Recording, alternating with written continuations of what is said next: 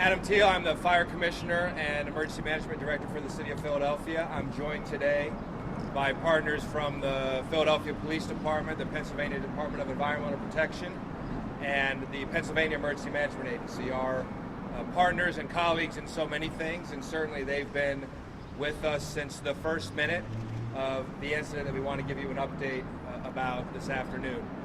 So we've reached, the purpose of this afternoon is really to provide that update. We've reached an important milestone in our journey to bring this still active incident to a close. And of course, the biggest thing we want to do is to be able to declare this incident under control. That's kind of our nomenclature for we understand everything that's going on, and we feel like we've reduced the hazard to the point where the fire department and Office of Emergency Management do not need to have a continual on-site presence. We have had a continual on-site presence since June 21st. 24/7, 365, the Philadelphia Fire Department and the Office of Emergency Management have been here on the site at the PES Refinery in a unified command, augmented by a number of other state and federal agencies. We've also had our Emergency Operations Center activated every day during the course of this incident, and that remains the case. So this is an active, ongoing incident. Since we've said since day one, this is a very complex incident. It's very dynamic, and we are still getting new information, and things are happening every day. The thing that is happening today, or that happened today, that we want to talk about is the neutralization process, the beginning of the neutralization process for the remaining hydrofluoric acid that is here on the site. Obviously, getting that HF neutralized and eliminated from the site is one of our highest incident action priorities. We continue to be guided by those priorities, which in this incident, as with any incident, are life safety, property protection, and environmental protection. Those are sort of that's what we do on incidents like this. And we are moving forward together with all these partners on all of those fronts. And this start of the neutralization process helps us move forward down all those paths. At the same time, it is inherently a risky process. Anytime you are dealing with chemicals, not just this chemical, but a lot of different chemicals that are used in industry, it's a risky process. So there are absolutely still people who are putting themselves at risk to help us mitigate this incident. That includes PES staff, who again have been here every day working with us in a unified command. PES is assisted by a host of contractors, including the contractor that is doing this neutralization process, again with very close interaction to PES, the fire department, or other partners. And of course, we're still assisted by, well, they all couldn't be here. In fact, the neutralization activities just wrapped up for the day. So that's one reason we don't want to distract from that process, because it is critically important for all of us. We also have the U.S. Environmental Protection Agency, federal OSHA, the Chemical Safety and Hazard Investigation Board, the Federal Bureau of Alcohol, Tobacco, and Firearms, and a host of other agencies that have become engaged, federal, state, and local, working this incident with us. So this is, we're very happy that we've moved into this phase. Again, it's difficult for us to forecast how long the process is going to take. As you can imagine, this is kind of one of those slow and steady wins the race sort of deals, which again is why it's taken so much planning to get to this point, because we always want to make sure that we're protecting life, property, and the environment, even as we work together to bring this incident to a close. Current estimates, again, it's hard to forecast, but the good news is the quantity of HF on the site is reduced every day that this neutralization process is happening. We still have a significant presence. We've done a lot of planning, and more planning, walkthroughs, contingency planning, and we still have a 24/7, 365, several different redundant air monitoring systems around the site right now. So rest assured, as we have since day one, the Philadelphia Fire Department, Office of Emergency Management, all of our partners continue to stand with our citizens, with our residents, doing our level best to stand between you and any harm that may still be on the site. And with that, I'll take any questions. Commissioner, can you say how much is left? I'd rather not say how much is left. I would say it's still a significant quantity. It's sensitive security information, as you might imagine, but it's a large quantity, which is why we think, and again, I'd hate to, don't hold me to this, but we're looking at a couple to a few weeks before we're able to neutralize all of the HF that's remaining on the site. Actually, probably longer than that, frankly, but it's less than it was yesterday, and we're very happy about that. How much are you able to diminish each day? Well, the process actually, again, we wanted to talk about this as soon as we could. Yesterday was a test day, and today was about a half a day of production. The other thing that's important, because we're approaching this in an abundance of caution, weather conditions have something to do with that. So the weather yesterday shortened the process. It looks like good weather for the next 7 to 10 days. Again, obviously, I'm not a meteorologist, although we work very closely with meteorologists.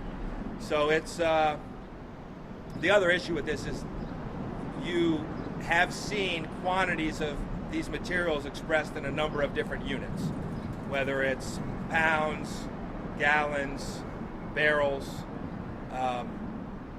So it can be a challenge to express that in ways that people can understand. Can you speak a little bit about the process? What are you doing? Well, it's extremely complicated on the one hand, but it is almost as simple. You know, anybody who's taken high school chemistry knows that to neutralize an acid, you have to mix it with a base. So this is really sort of a really big, high-risk acid-base neutralization, and the resulting products are actually can be dealt with here on the site. They can go into the permitted and regulated by DEP wastewater treatment plant that's operated here on the site, and DEP is maintaining very close oversight of that, and you know that's really where we're going to end up. So it's essentially mixing an acid and a base together to neutralize the acid. What's the plan to keep the workers and the residents around safe and prevent any leakage? I appreciate that. The whole, and again, it sounds simple, but it actually is quite a bit more complicated. This entire activity has been designed with safety in mind, and safety of the workers, safety of the citizens adjacent. Obviously, we are not far away from where this is occurring, so down to the size of the pipes that are being used, and the reason it's taken so long to get to this point is because of all the planning and the system design that's gone into this to help ensure that we keep this process safe until we have all of the HF on the site neutralized and gone. Has there been any leakage? We have had continuous air monitoring on the site for a long time now, and we are maintaining that through the course of this process. As we understand it today, from those readings, there has not been any HF released during the neutralization process. Why is the weather typically Yes. Oh. Yes, absolutely. It's like sitting outside. It's not sitting outside. It's contained in vessels that are outside. And so we're essentially, during the process, we're transferring the material from one vessel to other vessels. So yes, it's outside. We have to stop if there's lightning. Obviously, there was lightning yesterday. And there are a lot of other environmental conditions that play into this, including, obviously, the ambient temperature makes a difference in terms of the amount of work that the workers can handle every day. So that's part of why it's hard to give an answer about how long it's going to take, because we need them to be fresh and hydrated, and again, doing this with safety is our first and foremost consideration. What Wear makes like hazmat suits. Yes, they have to wear chemical protective equipment to perform this activity, and beyond them, we have rescue teams from PES. Our hazardous materials team has been here 24/7, 365 since June 21st. So we have a lot of concentric rings of safety built and redundant systems to help ensure that this activity remains safe. That doesn't mean it's without risk. we're sort of between a rock and a hard place. We have to introduce some risk. We're managing that risk. Every bit of that we can possibly engineer out, everything that we can manage, that's what we need to do to be able to reduce the overall risk, bring this incident under control, and then bring it to a close. What makes this chemical so dangerous? Well, a lot of chemicals in bulk quantities are dangerous. So I guess in a nutshell, this is an acid. Everybody knows acids, all acids in concentration can be dangerous. This is an acid that has a particular affinity for certain types of human tissue. Now remember that almost every chemical has properties that we use that are hazardous in quantity. The F in hydrogen fluoride is the same F fluoride ion molecule that you're using in toothpaste, that some water systems, including ours, put in the water to help produce healthy teeth and bones. So again, it's less about the chemical and it's more about the quantities and the applications and whether or not they're able to be safely used, stored, what they're mixed with, whether they're in isolation or they're in solution, it's a compound or a mixture. So again, it gets very complex very quickly. I'm trying to understand the risk. Is it another explosion?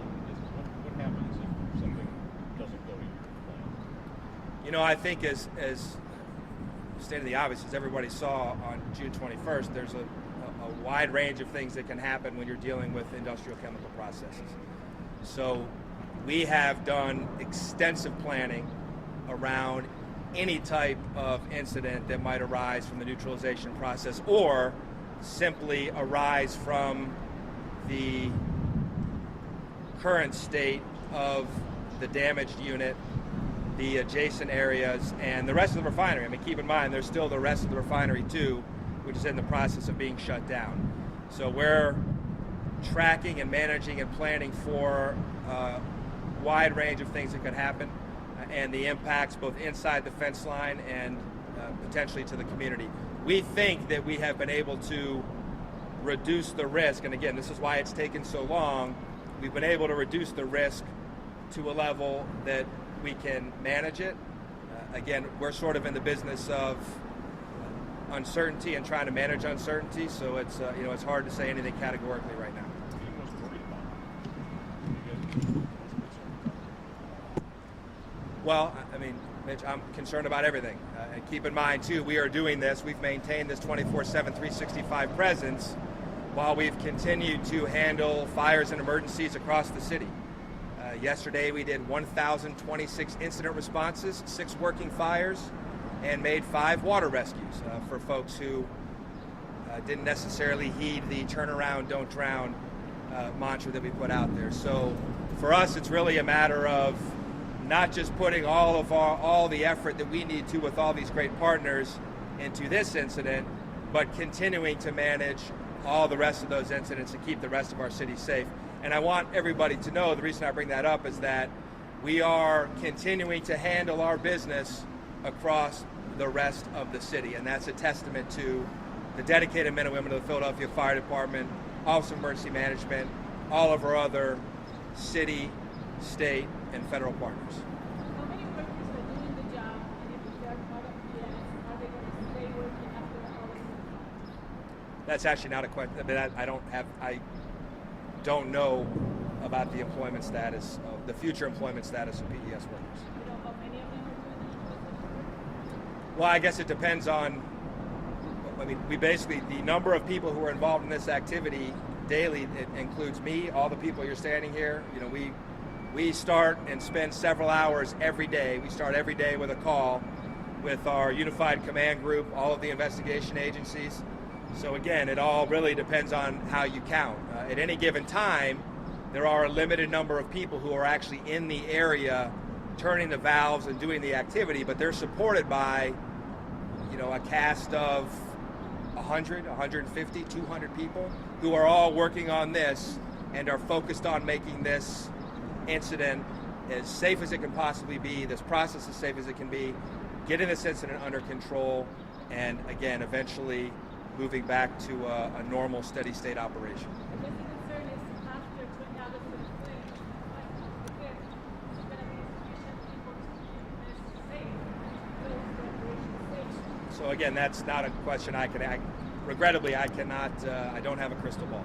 So we're focused on really talking to you today about what the current state is and what our activities are today. You all know there are a number of investigations that are underway, and of course we are participating in that with our equities and interests through the Fire Marshal's Office, our Hazardous Materials Administrative Unit, and our partners at ATF. All those other federal agencies I mentioned, I think most of them are all doing investigations. Those investigations are going to take months for us to know what happened exactly and all the nuances and facets of that. And as far as the future, it's not necessarily something we can forecast. What I can say is, if we get to a point where we feel like we need to be here 24/7, 365, we will stay here and be here 24/7, 365, just like we protect the rest of this city every day, regardless of the weather, thanks to those dedicated men and women I talked about. What about security? The bridge is open, there's not really a security perimeter. Is there any change in security while you're putting the base in? Well, I appreciate the question. I think, that's one of the reasons I hesitated to answer one of your earlier questions directly. Security is something that, we're always concerned about. It's something we were concerned about before June 21st. We have all the measures in place that we can. The reality is we can't put this entire facility inside of a building and lock the door. So again, we are doing everything we can to maintain security. We have such an incredible working relationship with PPD. That's one reason they're here. There are security personnel on site. And again, a lot of those investigative agencies also have law enforcement functions. You don't need a perimeter around the facility to do this work. Well, we are maintaining a perimeter around this is a perimeter. So there's a fence right there. You can't see this because the camera's. There's a fence right there. There are multiple exclusion zones inside that fence. But yeah, if I had I think all of us in this business, if we had our druthers, there's a lot of things we put bigger fences around, but that's not the reality of where we live. We sort of have to play the cards that we're dealt.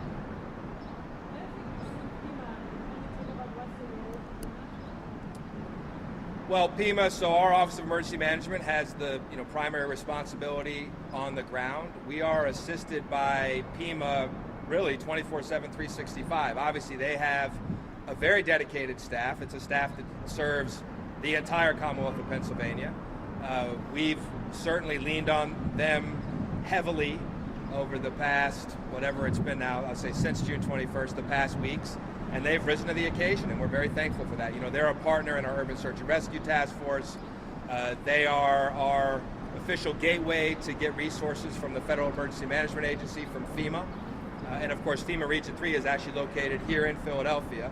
So we also protect our federal colleagues.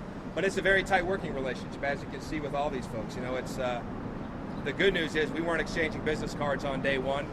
This is how we work 24/7, and we've continued to work together and ramp it up. So PEMA has had somebody in our EOC on multiple occasions since June 21st, and frankly, they're getting us anything we need from a resource perspective. They're helping us with it. Is the fire department going to continue to have a 24/7 presence here until it's fully filled up? We will have a 24/7, 365 presence until we can place it under control, and really the placing it under control is that point that is a bit of a judgment call. It's my judgment call for when we believe that a continual presence is no longer warranted.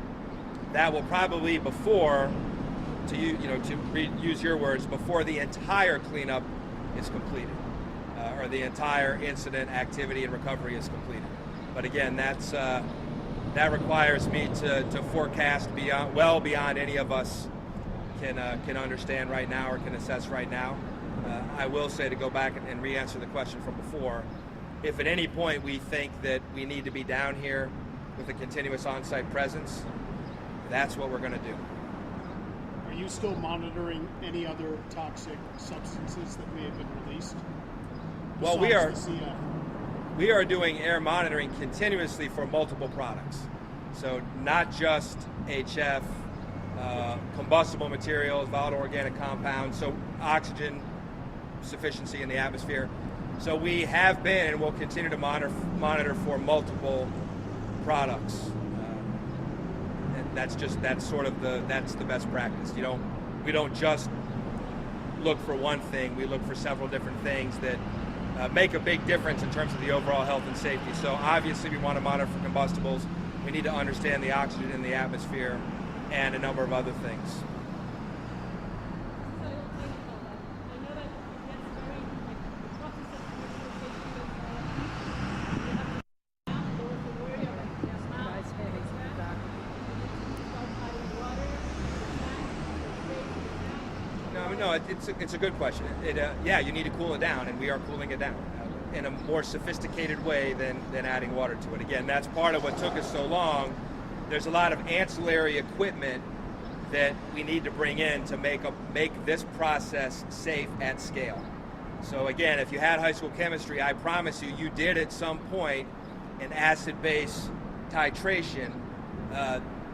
This is that on a much larger scale, which introduces a different set of risks and a different set of things we need to think about. And again, rest assured, so these are not high school chemistry students who are doing this. We have a host of chemical engineers, environmental engineers, a lot of people with a lot of expertise in this business, not just from here in Philly, not just from PES, but quite literally drawn from firms across the nation to do this activity as safely as possible, and we're looking forward to a successful outcome at some point in the future. Sullivan, do you want to say anything? Any from the police department? Any comment from the police department?